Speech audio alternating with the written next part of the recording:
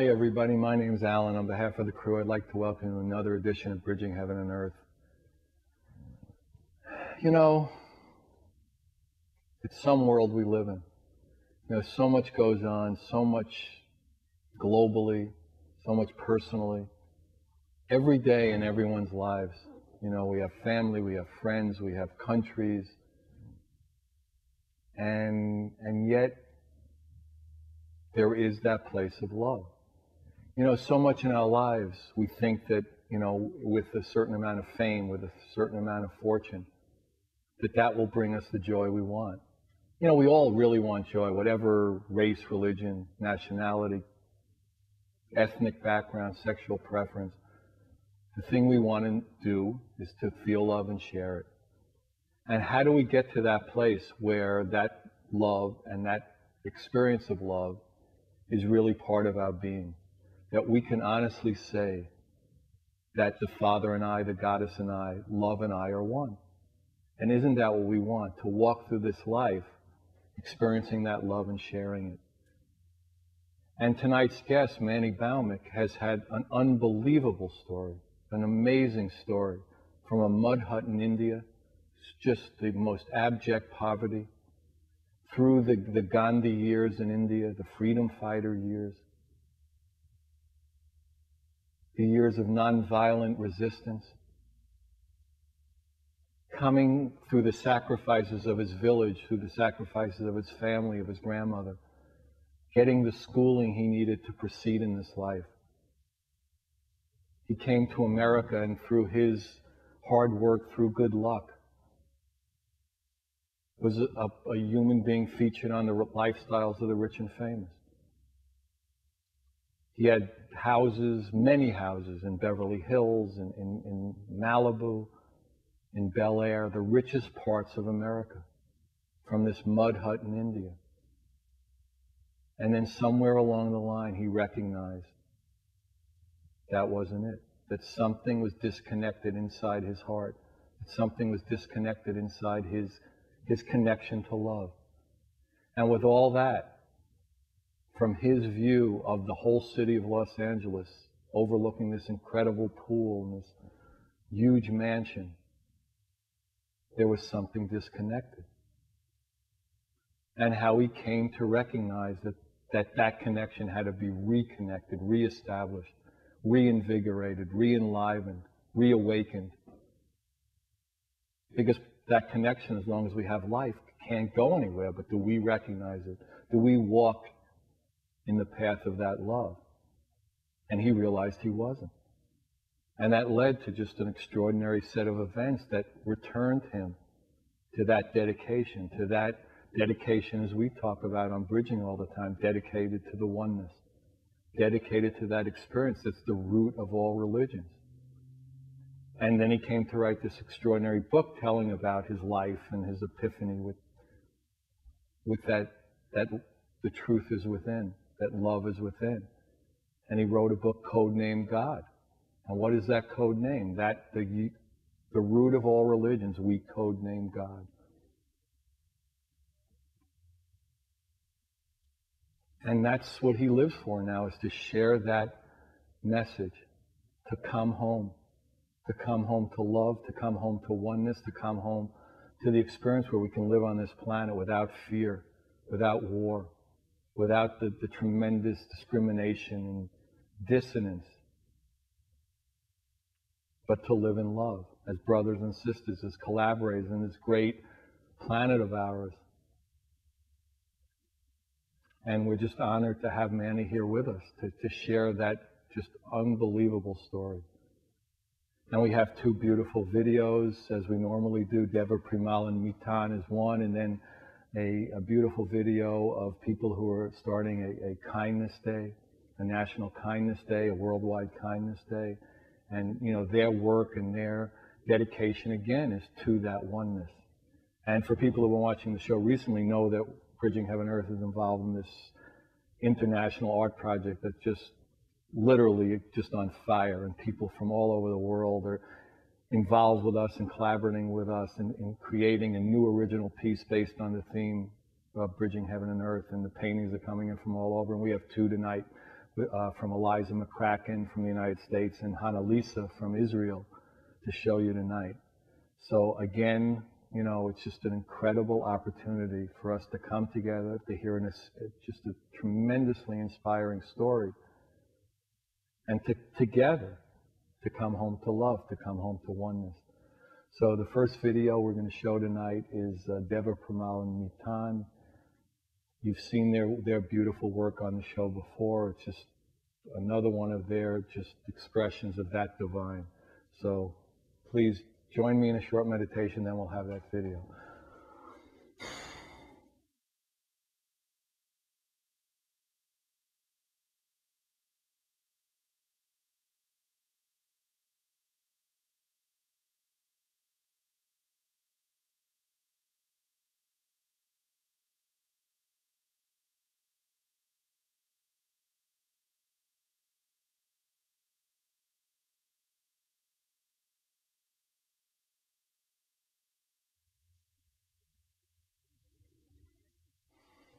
Thank you. So really, just settle in. There's really an opportunity for us all together. Together we can. So the video is Deva Premal and Mitan, Drama Nandan. Here it comes.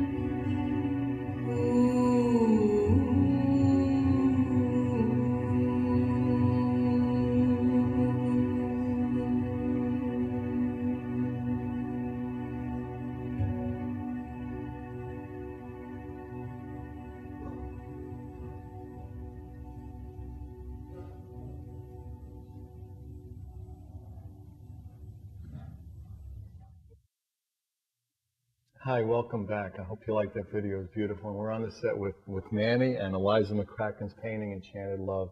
So Manny, welcome. It's great to have you here.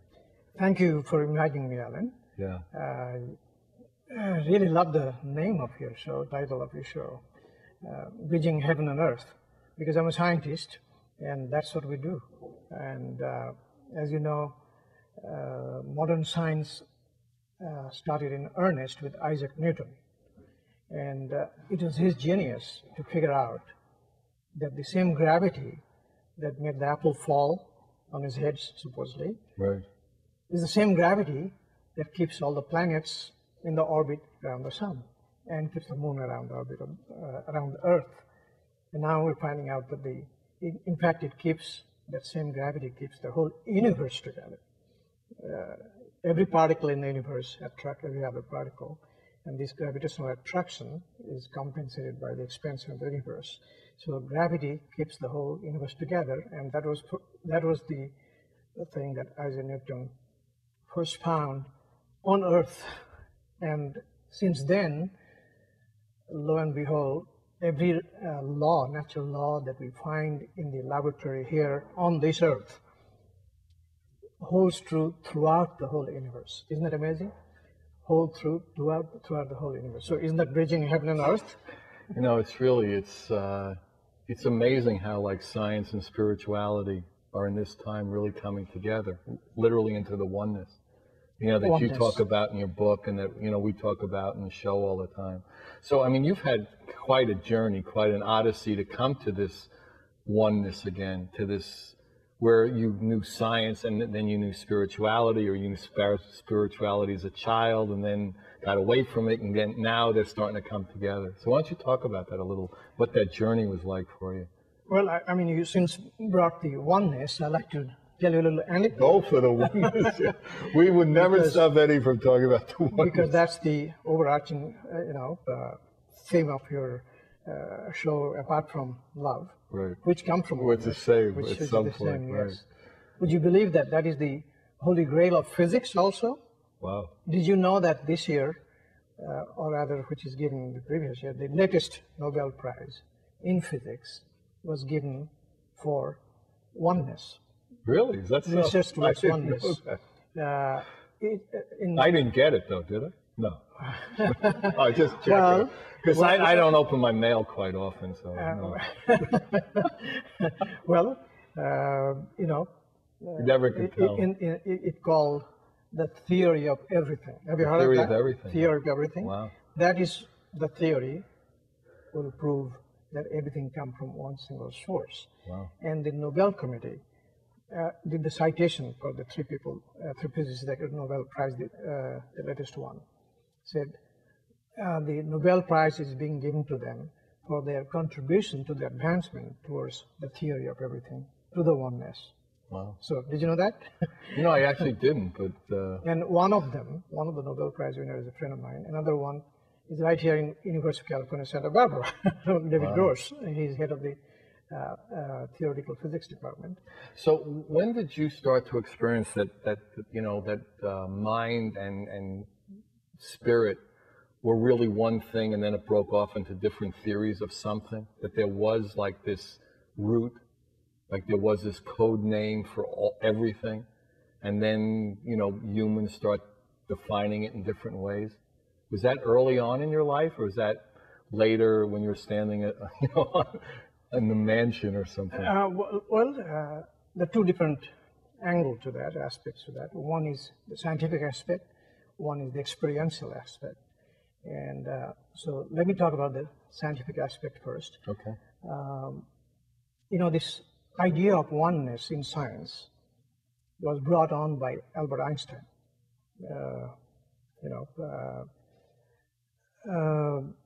He got the idea from Spinoza. But Spinoza was not talking about science, of course, he was a philosopher. But he believed in the oneness of everything. So that was Einstein's, beginning, I guess, because he considered Spinoza as his spiritual teacher, so to speak.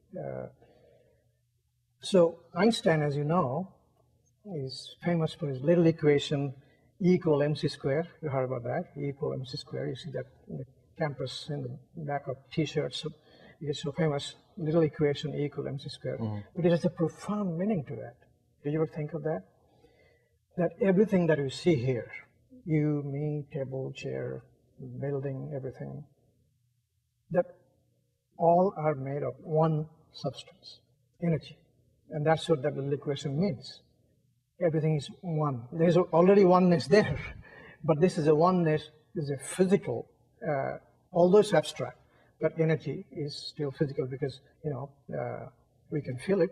We feel we see the light, we feel the heat energy and all that. But the fact that everything in this whole universe is made of energy, isn't that mind-boggling?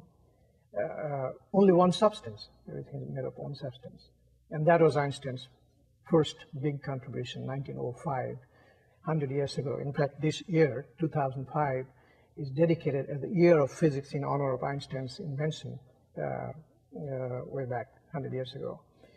So, having discovered that everything is built of one substance, energy, he got to thinking that then why does nature needs these different fields to act magic, active magic, to create for the creation? Because what is keeping the energy in place, is not breaking apart, flying away, are the fields. These are the like field of gravity.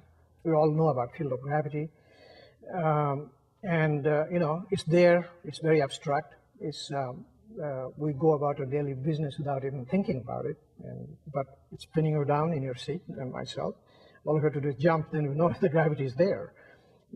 So it is abstract, even more abstract than energy, but it is substantially real. And those are the kind of fields that makes this reality put together. So Einstein thought, why there are so many fields? There are 4 fields actually, the gravity that we are familiar with. Then the electromagnetic field that, the radio waves, stereo waves are using it. And there are 2 nuclear fields, which is usually you don't deal with every day, but they're inside the atoms and nucleus. So those are the 4 fields that creates this reality. So Einstein thought, if everything is made of one single substance, why 4 fields? Could there be actually different aspects of the same field? And that was his quest for the last 30 years of his life. Wow. To find the connection between them. To find, to prove that it's coming from one single source. And, he was so convinced that at the basis of the reality is one magnificent symbol, oneness. And that he wanted to prove it scientifically through the equations. Is that what's called cosmology? I know. No, cosmology is the study of the whole universe. Oh, the whole universe. Yes, and we'll talk about that a little later because really a lot of things has come in the last 10 years, in the last decade. In fact, I wanted to do my thesis in cosmology when I was a Ph.D. student, but because it was fascinating. Because we all have to know where we come from. Right, right. But at the time, cosmology was such a undeveloped subject that said, no well-respected physicist will take it up as a subject of research. And even if you get a degree, you don't get a job. So they talked me out of doing cosmology. Wow. But in the last decade or two, cosmology has come so far that there are hundreds of thousands of people working on cosmology. Wow. And we know a whole lot that we'll talk about a little later. So getting back to Einstein's quest for this, source of one. Unfortunately, he wasn't able to solve it during his lifetime because some of the equipment or tools were not available, both mathematical and as well as physical tools were not available. But now science is going at the direction. Everything is pointing to that everything coming from one single source. Especially this year's Nobel Prize, for example. When I said this year again, I meant the latest one, where they were showing that these various fields, even they are so different and have different strength in our day-to-day life, but if you extrapolate the measurement towards higher temperature, like which was at the beginning of the universe, or to the very fabric of space, to a very, very tiny dimensions, they converge. The strength converge, showing that they're coming from one single source. Wow. So it's very timely. As I said, this year's Nobel Prize was best for showing the progress towards that. So physicists are pretty convinced that everything coming from one single source. And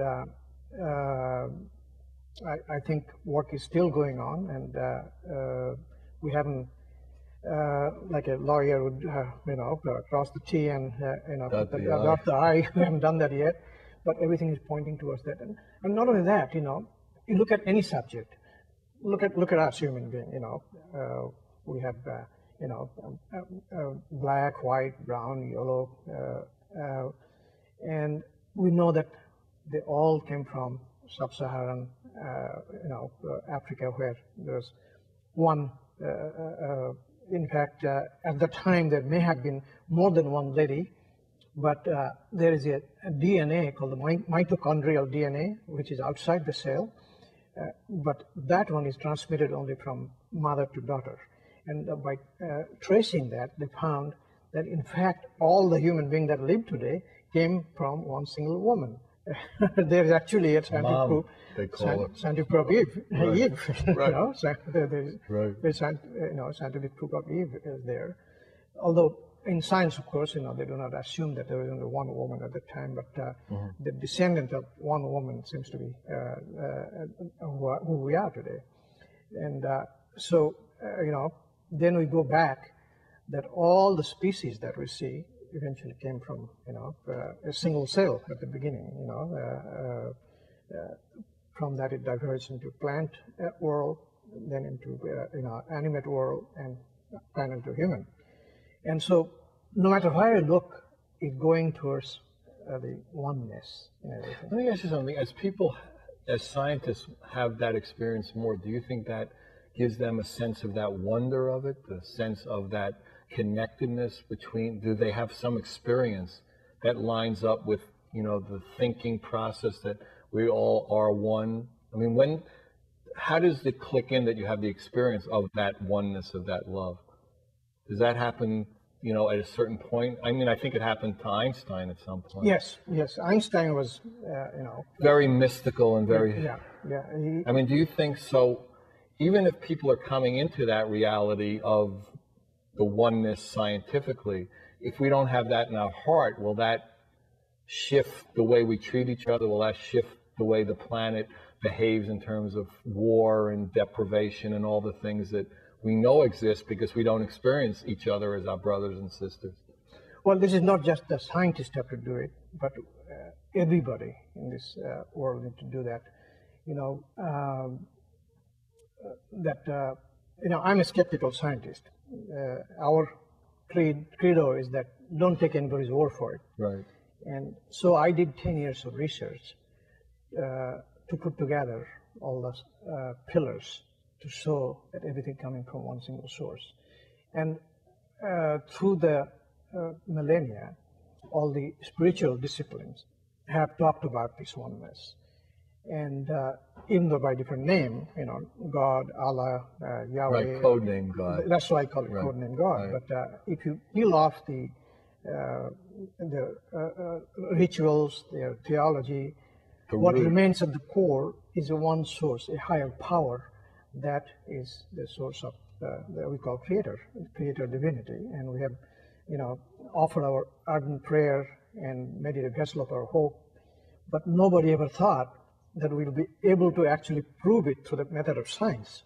And to me, it was really mind-boggling, really amazing to me that the same science that at one time were responsible for telling people, that there is no God. Now that accumulating evidence through cosmology, through quantum physics, that indeed there is one source, a higher power at the root of everything. A consciousness, a higher consciousness. Power associated with consciousness. Consciousness and power, that whatever you call it, consciousness, power, or whichever way you can see it. So to me, it's amazing and that's what I have documented in the book about what are the proof, in terms of people who are not scientifically oriented, in terms of people who are not too familiar with science. I've tried to explain it to them. But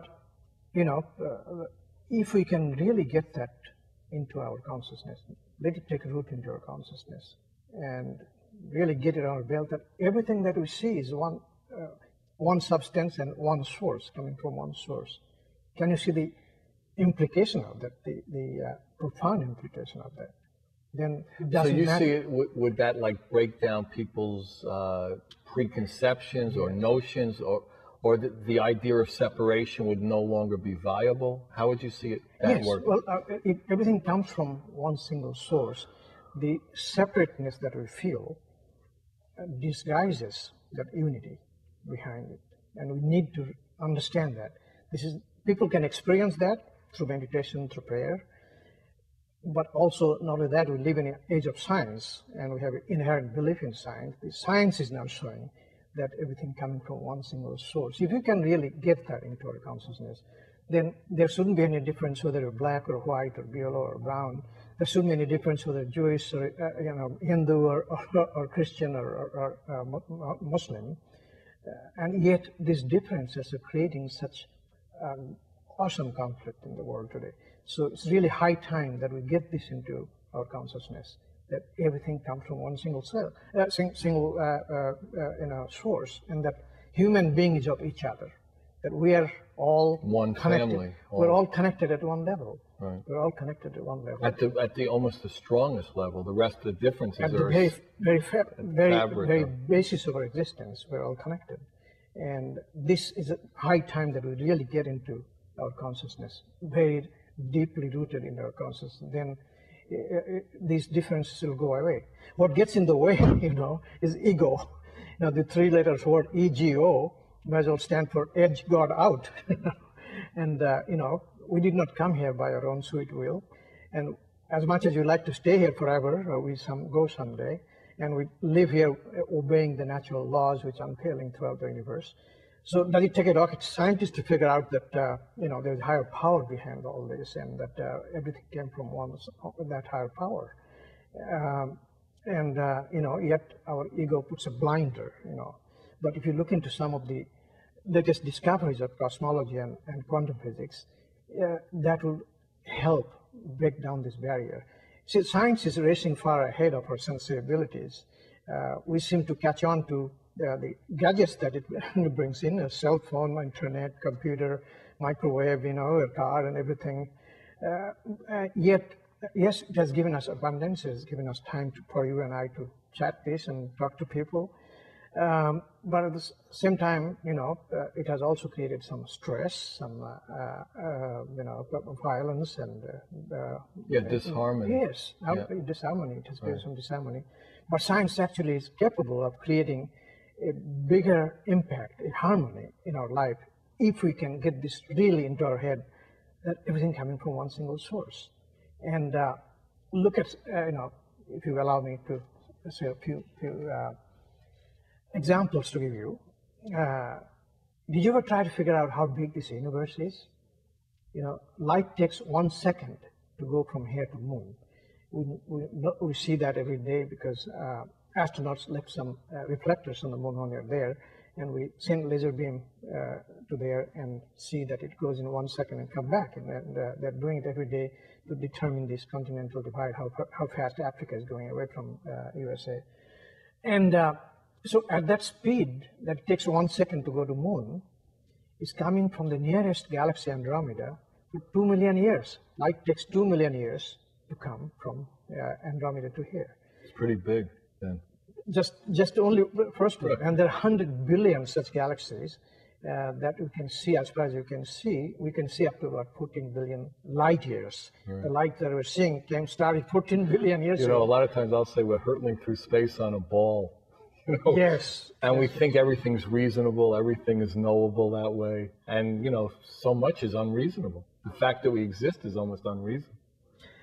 Well, I mean, we do exist, and so you give a fact to scientists, they'll figure out why. All right, maybe we'll take a break now and we'll do the second video. This is a beautiful video talking about the World Kindness Day. As I said, it was sent to us by a good friend of mine, Raphael Peter. They do this thing called Playback Theater. It's the Journal of Dreams Project, the Journal of Dreams Project. So it's about World Kindness Day. So watch, it's very beautiful. So, and then we'll be back with Manny.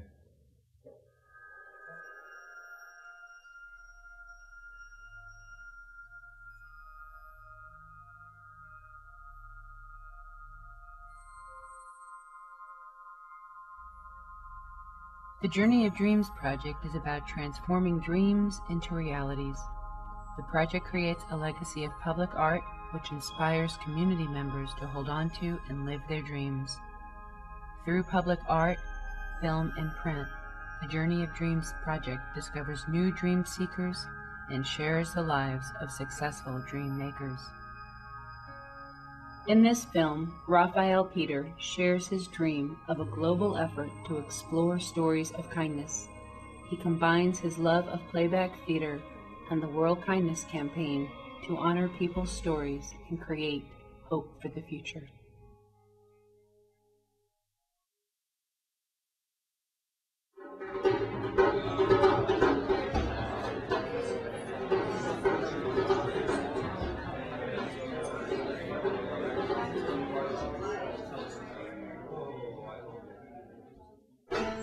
Man, there is so much stuff going on in the world today. I just gotta shake it off.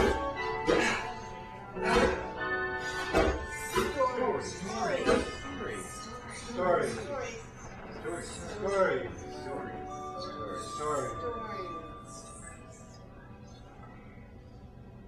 Playback theater is being done all over the world. It is a improvisational form that was developed 30 years ago as a sort of a weaving together of experimental theater, psychodrama, and unscripted improvisational theater. We're following in a tradition that was started by Manny in upstate New York.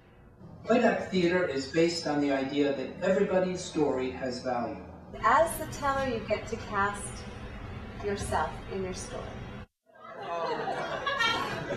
I'm kind of nervous because my story is actually it's a series of dreams that I've had recently that are slightly disturbing. We are citizen actors committed to deep listening.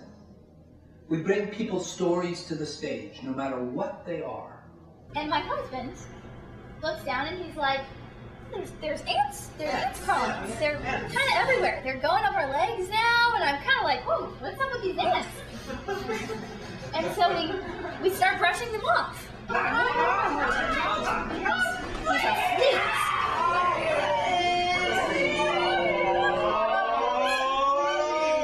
We come to a show with nothing prepared. We have no script. We have only our ability to bring people's real lives to the stage in the moment, our listening skills, and our humanity. There's over 53 companies on 5 continents, and it's for World Kindness Day. The different companies simultaneously are going to be playing back stories of kindness and missed opportunities for kindness. I've been hearing a lot of stories of depression. People are losing hope, and it occurred to me that we could model hope. We could model what's good in the world and offer something very positive.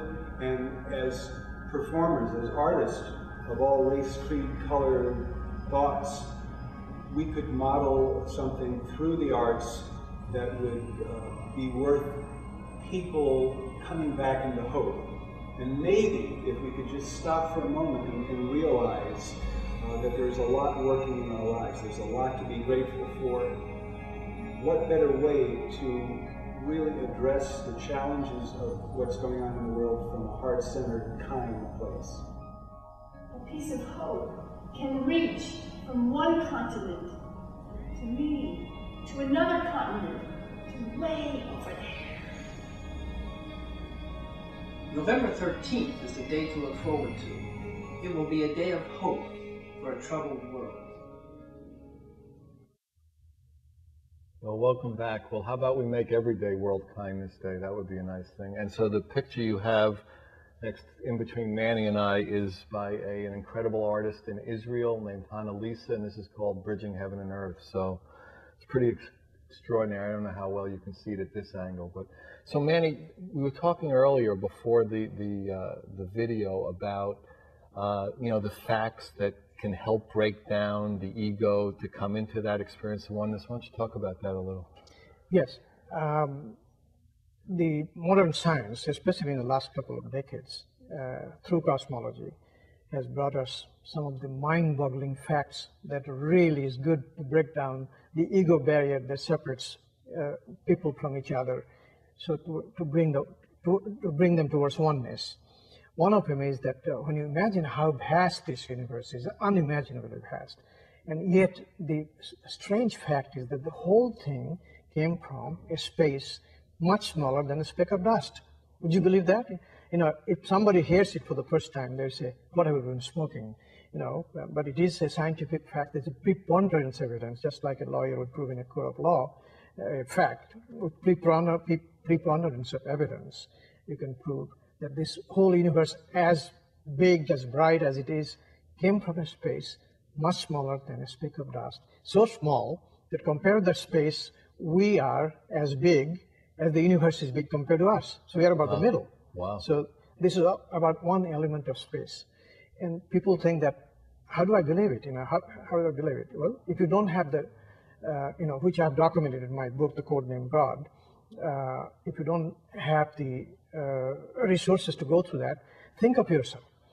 When you started a single cell, a fertilized ovum. Nobody could even see with their bare eyes. It is so small. And look at you now, 100 trillion cells, put in the right proportion, to make the different organs, your heart, your brain, your eyes, skin, hair, teeth, and bone and so forth. In that, if that is, you can see that in front of your eyes. And similarly, the universe started with one single element of space, just like human beings started with one single element of one single cell. Universe started with one single element of space, which was much, much smaller, but it had the blueprint of the entire universe. It sequentially unfolded to create everything that we have in your eye. Just like the human being with a single cell that had the DNA, the blueprint of the whole entire human being, without any help from anybody else, it put together a human being.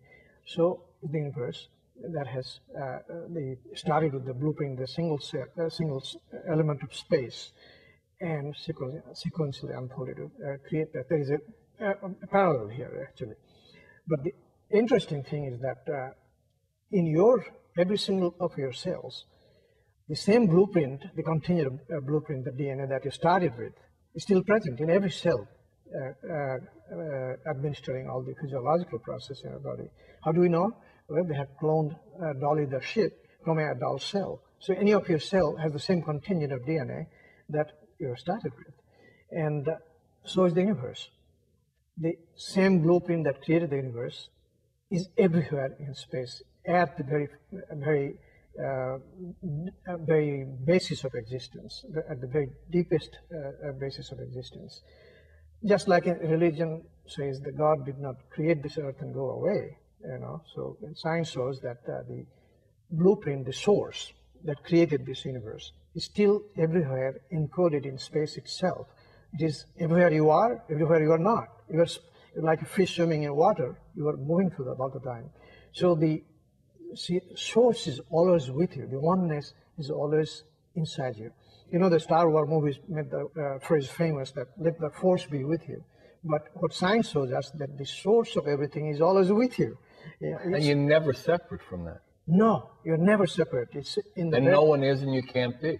Not exactly. And in fact, not only that, we are essential part of the universe, whole universe.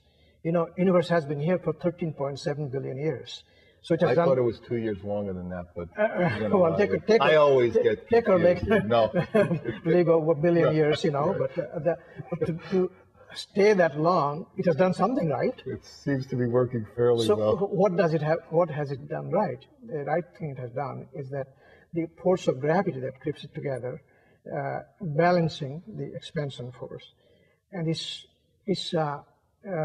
you know, fine-tuned in such a way that one part in 10 to the 50, which is 50 zeros after 10, if fine-tuned that way. What's the implication of that? Well, if you somehow could eject one human being out of this universe, the universe would collapse. So it's scientifically true to say that you are essential for this universe, that universe would not be complete without you. And so we can intellectually understand that we are essential part of the universe. Universe would not, you know, universe is not out there somewhere. We are the universe. We are essential, integral part of the universe. And our intellect allows us, our brain has developed to the point, allows us to scientifically, you know, prove that. But also, even before that, you know, people through meditation and prayer, the brain has developed to the point where it can experience it. Not only we can, you know, empirically, scientific method show that, but you can experience the same thing also. And that experience now has been tied to definite brain patterns. Like we have, in our brain, there are 4 lobes that you can locate, the left prefrontal, right prefrontal, and right parietal and left parietal lobe. They have different functions. The 2 parietal lobe in the back, their function is the left parietal lobe shows how I'm separate from you, and the right one separates you, that you're separate from the space that we're in the universe. Both of those gets quiet when this experience of oneness comes in. Wow. Both of them quiet. And wow. There's no activity in that no section. activity there in that section. And so and it's repeatable. And so this is what the people term as mystic experience. So to most people, it's a kind of a fuzzy, undefinable feeling, but there's nothing fuzzy about it, because it has been repeatedly said in the same terms by people from various countries, various ages, various religion, and exactly the same words. And now, through science, we're finding out that it has a definite brain pattern involved with it. And what happens to the right prefrontal lobe?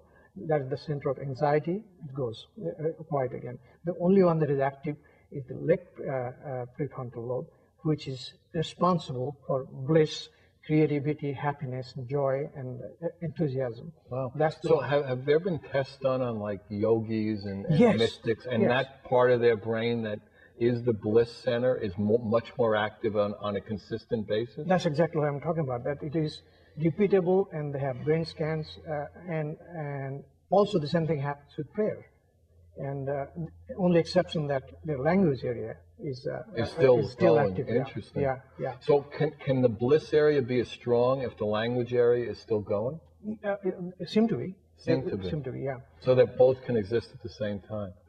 Because sometimes it's a question of like shutting the external senses and blah blah. But how many ripples? Like one word, like a mantra is one ripple, and you'll get it to one ripple. But if you can get to where there's no ripples, then there's. But I think the effect they have found is stronger when they're not repeating things. That's what I would think. Right. Yeah. But the main thing is the brain has developed to the point where not only we can experience it. Of course, sometimes we experience things which are not true, right? In dream, for example, some of the things are not true, and even in the wake-up state, some people think that if you kill somebody, you go to heaven. So science here can prevent us from going down the thorny path. Science shows us that for the people who experience this, to them, is as real as an experience as in any of the waking up state experience, and there is a definite brain pattern involved with it. And so, are they hallucinating? Is the brain really creating that image for them? Well, here we have the same consciousness shows us that science shows us that they're actually one single source from which everything is coming from. So actually, they're by shutting everything else down and having that one part available is actually experiencing a certain way of experiencing the truth. Exactly. In fact, this is amazing that when a lot of scientists, that I've talked to, say, how did these rishis in India, for example, 5,000 years ago, come up with this idea that everything comes from one single source? Not only that, every founder of world religion, they have this experience, oneness, experience of oneness. That's how prompted them to start spirituality, spiritual tradition. Yeah, and then the religion took over, and God knows what happened after that. Yeah, well, they got into power and money. But it has a tendency to do yes, but let's get back to spirituality. All right, we'll do that. Right. That with our brain has developed to the point where we can not only experience, we can show that it is actually scientifically also valid, and so what happens that we can experience that we are part of this universe. So we have to get in touch with the source. You can know it and experience it. Yeah, and so we have to get in touch with that. Otherwise, how would you know why the source has brought us here for? If you don't talk to your boss or your boss once done, you don't know what to do. So we have to get in tune with the source, and there are ways to get in tune: meditation, yoga, prayer, whatever helps you. And that's what I've tried to show in the book, that whatever is good for you. If you get in tune, then when you're living your life from that perspective, that you are part of this universe, that everybody else here is part of you, then it's a tremendous joy.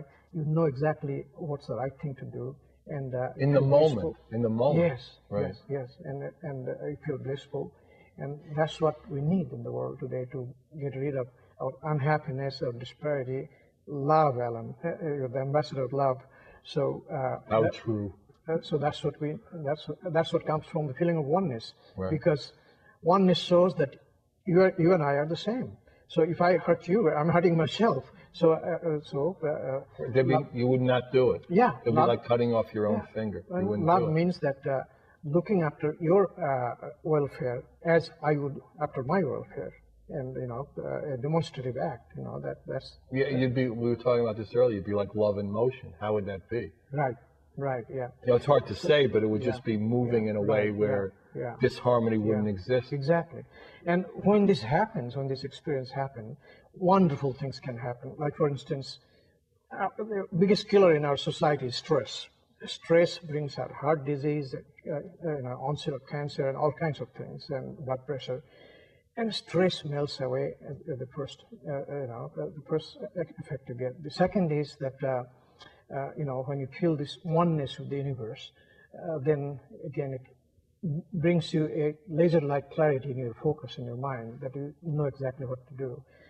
And then when the ultimate, they say that when you really feel deep inside that you are part of this whole source, it is possible to do that. Some people have done that. Then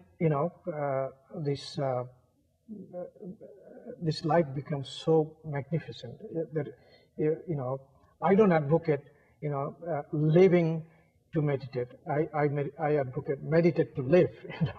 And but if you do live with your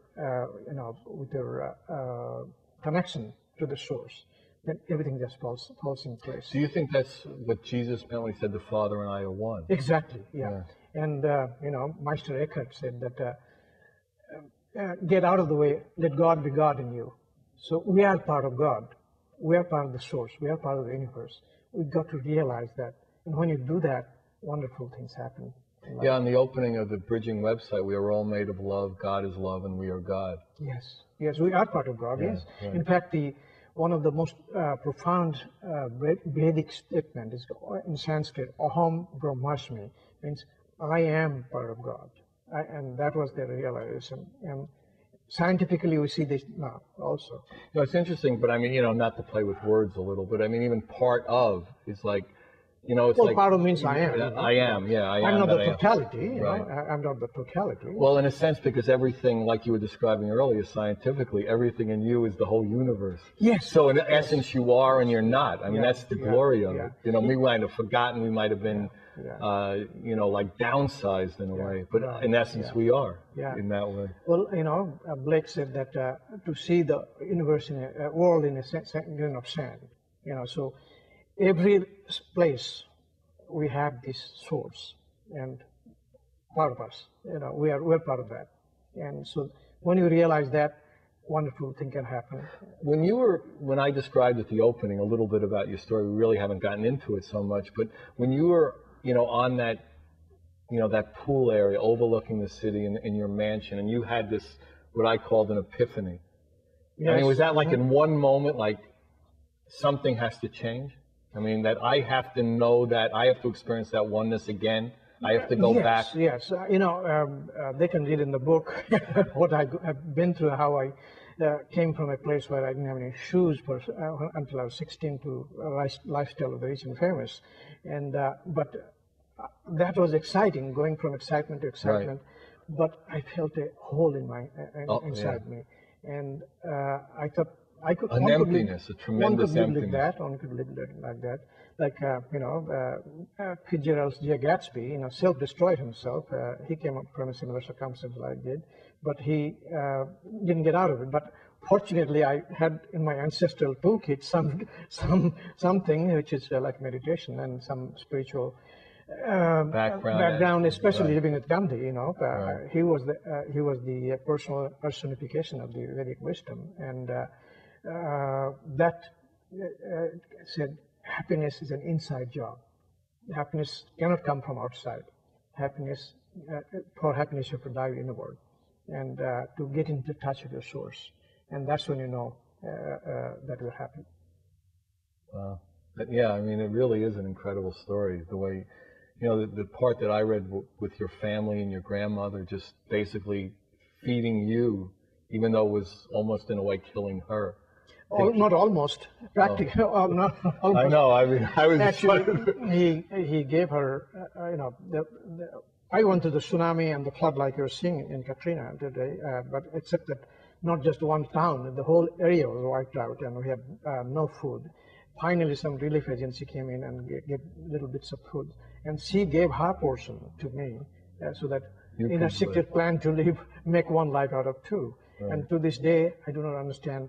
What is it that one gives their the best possession in life, their own life, so that somebody else can live? That's universal love. That's real selfless. That's the altruistic love. The unconditional love. And these things, she did it without anybody knowing. She didn't want any. She didn't want any acknowledgement for that. She did it just because she was. It was completely in harmony. That's when I realized that I don't want to be poor again. And when I saw Gandhi, I realized that if you have determination, dedication, and discipline, you can achieve your dream. And that's the message I want to leave with your audience, that you can achieve your dream. And then you can be happy also. So you can bridge heaven and earth. Well, yeah, that's what I have tried to show in my book. Gandhi said one thing that stuck in my young mind, that be the change you wish to see in the world. So what do we want to see? We want to get rid of poverty and have abundance. We want to have happiness with a rich spiritual life. And so that's what I've tried to do in my own little humble way, and that's what I've tried to show in the book, Code Name God. And I hope some of the readers will read that and would see that it is possible to realize one's dream. See, the American dream is so obvious to people who are born here that as to miss it almost. And to me, it was nothing but more than a miracle. No matter whether the essence is that if you are willing to work, your dream will come true. No matter whether born in a chateau or a cottage, if you have dedication, if you have dedication, discipline, and determination, you can do anything. Yes. Yeah, it's amazing. So I think it's an amazing story. So I hope, the reason I wrote the book, so that because it has transformed my life, I wanted to see that it transformed other people's life, right. And that will make my transformation complete. Right. We're coming to the end of the show. I just want to really thank you for coming. And if anybody wants any information on the book, Codename God, about Manny, I mean, he's doing a lot of charitable works all over the world. Just, he's here to serve the love. We talk about that all the time. Call me, Alan, 805-687-2053. Good night. We love you. God bless you. Good night.